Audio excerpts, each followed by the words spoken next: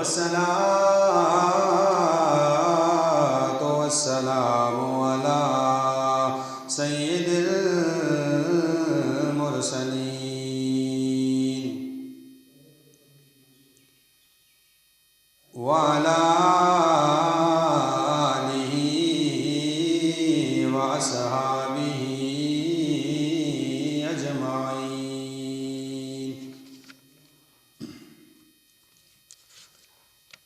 أما بعد فأعوذ بالله من الشيطان الرجيم. بسم الله الرحمن الرحيم.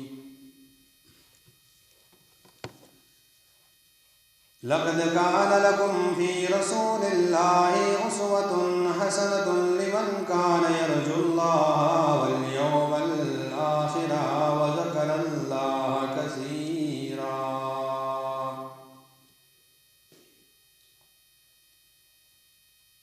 وقال النبي صلى الله تعالى عليه وسلم: الحسن والحسين سيدا شباب أهل الجنة. وقال النبي صلى الله تعالى عليه وسلم في مقام آخر: الحسين مني وأنا من الحسين.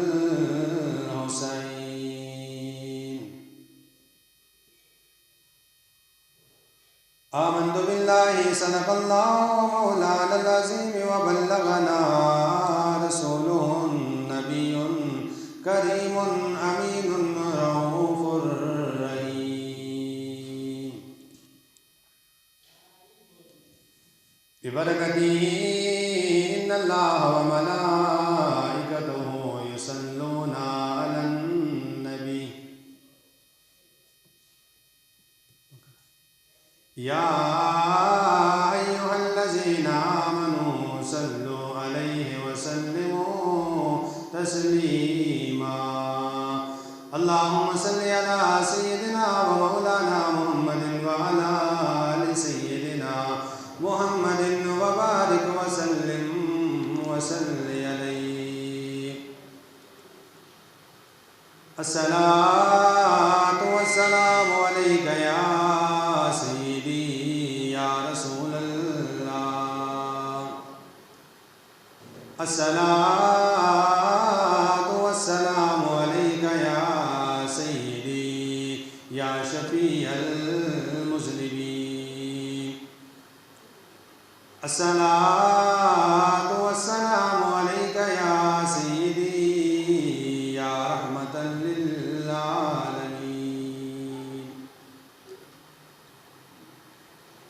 حمد اور درود کے بعد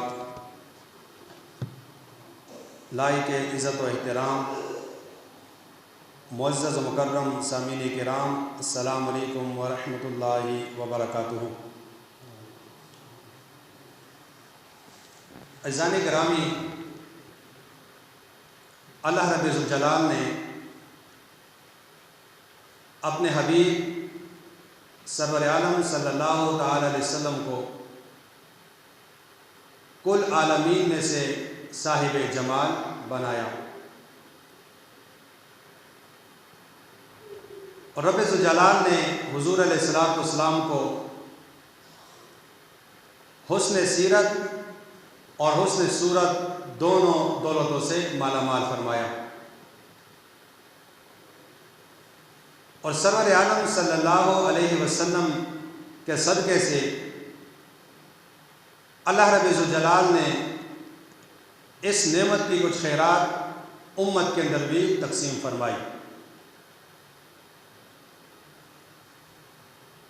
حضور نبی کریم علیہ السلام کے اوصاف حمیدہ اور اوصاف جمیلہ کی جو جھلک سیدنا امام حسین علیہ السلام کی ذات اقدس کے اندر نظر آئی، اس طرح کے اوصاف کسی اور کے ذات کے اندر نظر نہیں آئے. اسی لیے تو امام علی مقام کو شبیہ مصطفیٰ، مشابہ رسول اور عکس جمال مصطفیٰ کہا جاتا ہے۔ محرم الحرام کا اسلامی مہینہ اور اس کی 10 تاریخ 10 ذی الحجہ تاریخ اسلام کے اس دور کو، اس وقت کو یاد کرتی ہے کہ جب میدان کربلا میں نواس رسول، شبیہ مصطفیٰ، مشابہ رسول اور عکس جمال مصطفیٰ ان کی ذات اقدس پر اور ان کے خاندان کے افراد پر ظلم کے پہاڑ توڑے گئے۔ وہیں سے انسانیت 2 اجزاء میں تقسیم ہوئی، ایک حصہ یزیدیت کہلایا اور ایک حسینیت کہلایا۔ یزیدیت کا سورج میدان کربلا کے بعد ہمیشہ کے لیے غروب ہوا اور رہتی دنیا تک ہر حسینی کردار پہ چلنے والا یزیدی کردار پہ لعنت بیچتا ہے، اور ایک حصہ حسینی حصہ بنا کہ جو ہمیشہ سے تاحیات رہا اور ہمیشہ تاحیات رہے گا۔ اور آج اس محرم الحرام کے موقع پر نبی کریم علیہ الصلوۃ والسلام کے اس پیارے لفظ جگر جنہیں آقا انعامدار صلی اللہ علیہ وسلم نے اپنا شبیہ قرار دیا، انہی کے ذات اقدس کے متعلق سرور عالم صلی اللہ علیہ وسلم کی اوصاف حمیدہ میں سے جو خیرات انہیں ملی، اس کا کچھ تذکرہ آپ کے سامنے پیش کریں گے۔ عزیزان گرامی، جو آیت کریمہ میں نے تلاوت کی، لَقَدْ كَانَ لَكُمْ فِي رَسُولِ اللَّهِ أُسْوَةٌ حَسَنَةٌ، کہ تمہارے لیے سرور عالم صلی اللہ علیہ وسلم کی زندگی بہترین نمونہ ہے، اس بندے کے لیے جو اللہ سے ملنے کی امید رکھتا ہو۔ اب حضور علیہ السلام کے حسن سیرت اور حسن صورت کی بڑی عظیم مثالیں ہمارے سامنے موجود ہیں، لیکن آج کے خطبے میں ہم بالخصوص ان باتوں کا تذکرہ کریں گے کہ حضور علیہ السلام کے جو اوصاف امام حسین رضی اللہ تعالیٰ عنہ کی سیرت مبارکہ کے اندر دکھائی دیے۔ روایت میں آتا ہے کہ امام علی مقام رضی اللہ تعالیٰ عنہ نے کربلا والے دن اپنے بالوں کو وسمہ مہندی سے مزین کیا تھا، جو حضور علیہ السلام کی پسندیدہ مہندی تھی۔ فرمایا جب امام علی مقام میدان کربلا میں شہید ہوئے، شہادت کے عظیم مقام پہ فائز ہوئے اور دین محمدی کا جھنڈا ہمیشہ کے لیے بلند کیا، اس کے بعد جب ان کا سر انور یزیدی گورنر ابن زیاد لعنتی کے پاس جب پیش ہوا تو انہوں نے آپ کے ذات کے متعلق کچھ جملے کہے، نازیبہ جملے کہے۔ حضرت سیدنا انس بن مالک جنہیں پرورد آغوش نبوت بھی کہا جاتا ہے، اس وقت وہاں موجود تھے، اور انہوں نے یہ حدیث بیان فرمائی کہ رسولان اشبہہم برسول اللہ، کہ امام حسین رضی اللہ تعالیٰ عنہ رسول اللہ صلی اللہ علیہ وسلم کے مشابہ تھے، کیونکہ فرمایا میں نے حضور کو دیکھا، حضور کی زیارت میں نے کی، فرمایا جیسے حضور کو میں نے پایا اسی طرح میں نے امام حسین کو بھی پایا ہے۔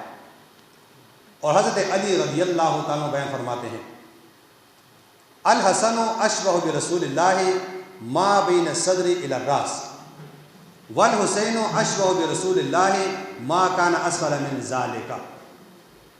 حضرت علی فرماتے ہیں کہ امام حسن نبی کریم علیہ السلام کے شبیہ تھے، سر سے لے کر سینے تک، اور امام حسین حضور علیہ السلام کے شبیہ تھے، سینہ سے لے کر پاؤں تک، یعنی حضور علیہ السلام کے دونوں نواسے نبی کریم علیہ السلام کی زندہ تصویر تھے۔ عزیزان گرامی، اللہ رب الجلال نے حضور نبی کریم علیہ السلام کو بہت سارے اوصاف حمیدہ عطا فرمائے، جن میں سے پہلا وصف نبی کریم علیہ السلام کو تعلیم بہت زیادہ پسند تھی۔ آپ صلی اللہ علیہ وسلم امت کی تعلیم کے لیے نشستوں کا اہتمام کیا کرتے تھے، صبح کا چبوترا بنائے گا جس کے اندر صحابہ کرام تعلیم حاصل کیا کرتے تھے، اور سرور عالم صلی اللہ علیہ وسلم کو معلم الکائنات کا لقب بھی ملا کہ پورے کائنات کے معلم۔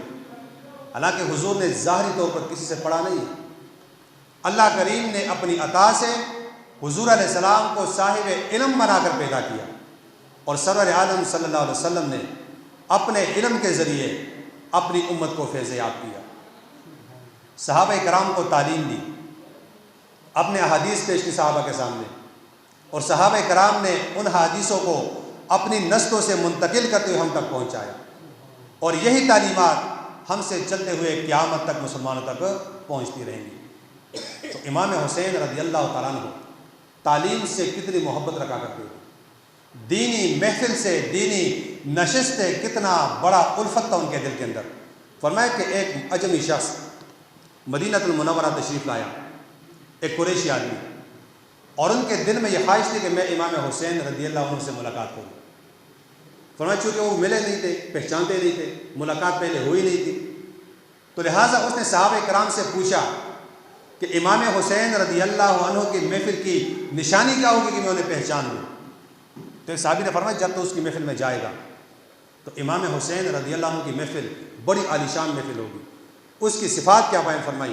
فرمایا اذا دخلت مسجد رسول اللہ صلی اللہ علیہ وسلم فرأیت خلفہ فیہا قوم کان علی رؤوسہم طیر۔ فرمایا جب تم مسجد نبوی میں جائے گا وہاں تو لوگوں کا حلقہ دیکھے گا، کچھ لوگ ایک جگہ پر جمع ہو کر کچھ سیکھیں گے، کچھ سکھائیں گے۔ جب تو اس مجمع کو دیکھے گا اس کی نشانی ہوگی کہ اس مجمع والے اس طرح خاموشی کے ساتھ بیٹھے ہوں گے جس طرح ان کے سروں کے اوپر پرندے بیٹھے ہوں۔ یعنی سروں پر پرندے بیٹھے کا مطلب یہ ہے کہ انہوں نے سر جھکائے ہوں گے، ادب کے ساتھ بالکل باادب اس محفل کے اندر بیٹھے ہوں گے۔ آگے فرمایا فتل کا حلقہ ہو ابی عبداللہ، فرمائی یہی حلقہ جو ہے امام حسین رضی اللہ عنہ کا ہو، کیونکہ امام حسین رضی اللہ عنہ کے حلقے میں علم کی جو بات ہوا کرتی تھی، فرمائے وہاں پر کسی کی مجال نہیں ہوتی کہ بندہ وہاں پر بات کر لیتا، یعنی اتنی بہترین اور اتنی عالیشان علم کی نشست وہ متحد کیا کرتے ہیں۔ آج 10 محرم الحرام کا موقع، امام حسین رضی اللہ عنہ کی شہادت کا دن، ہمیں اس بات کی تعلیم دیتا ہے کہ امام حسین رضی اللہ عنہ کی سیرت پر چلنے کے لیے علم کی مجالس کو اختیار کرو، علم کی مجلسوں میں بیٹھو، علم کی بات کو سیکھا کرو اور اپنے علم کی بات دوسرے مسلمان تک منتقل کیا کرو۔ یہ حسینی کردار ہے، کیونکہ میں نے پہلے عرض کیا کہ میدان کربلا کے بعد 2 ہی طبقے بنے، ایک یزیدی بنا اور ایک حسینی بنا۔ حسینی طبقے کی نشانی یہ ہوگی کہ وہ علم کی محفلوں کو اختیار کرے گا، جہاں پر علم کی محفل ہوگی، جہاں پر علم کی بات ہوگی، حسینی بندہ وہاں سے اٹھے گا نہیں، وہاں بیٹھ کر علم کی بات کو سنے گا، کیونکہ امام علی مقام رضی اللہ تعالیٰ عنہ نے علم کو اس قدر جو ہے وہ پسند کیا۔ عزیزان گرامی، سرور عالم صلی اللہ علیہ وسلم کے اوصاف میں سے بس آپ کی سخاوت بھی ہے۔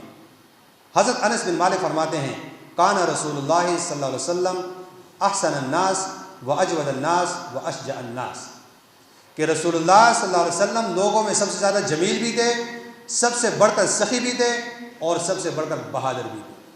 3 اوصاف حضور کے بیان ہوئے، زیادہ جمیل بھی تھے، زیادہ بہادر بھی تھے اور زیادہ سخی بھی تھے، اور حضور علیہ الصلوۃ والسلام نے سخی بندے کو بڑا پسند بھی کیا ہے۔ حضور نے فرمایا میں سخی ہوں، میرا رب سخی ہے اور میرا رب سخی بندے کو پسند کرتا ہے۔ القاسم حبیب اللہ، سخی بندہ اللہ کا دوست ہوتا ہے۔ جس بندے کے اندر سخاوت ہو وہ بندہ اللہ کا دوست بن جاتا ہے، کیونکہ سخاوت حضور علیہ الصلوۃ والسلام کا وصف تھی، حضور علیہ السلام کی ایک عالیشان وصف اللہ کریم نے حضور پاک صلی اللہ علیہ وسلم کو عطا فرمائی تھی، اور حضور علیہ الصلوۃ والسلام نے اپنی عظیم سخاوت کے ذریعے، اپنے عظیم سخاوت کی مثالوں کے ذریعے لوگوں کے دلوں کو اس طرح گرویدہ بنایا کہ بہت سارے غیر مسلم حضور علیہ السلام کی سخاوت کی وجہ سے دائرہ اسلام میں داخل ہوئے، کیونکہ حضور علیہ الصلوۃ والسلام کے پاس جب کوئی مانگنے کے لیے آتا تو سرور عالم صلی اللہ علیہ وسلم اتنا نوازتے کہ اسے دوبارہ مانگنے کا موقع ہی نہ ملتا۔ اعلیٰ حضرت فرماتے ہیں مالک کونین ہے گو پاس کچھ رکھتے نہیں، دونوں جہاں کی نعمتیں ہیں ان کے خالی ہاتھ میں۔ فرمایا حضور علیہ السلام کے پاس جتنا کچھ ہوتا وہ اللہ کے راستے میں تقسیم کر لیا کرتے تھے۔ اور امام حسین چونکہ حضور پاک کے نواسے تھے، شبیہ مصطفیٰ قرار پائے، نبی کریم علیہ السلام کی تصویر تھے، تو جیسے سوری مشابہت تھی اس طرح سیرتی مشابہت بھی امام حسین کے اندر موجود تھی۔ اب سخی کس طرح تھے سنیے ذرا۔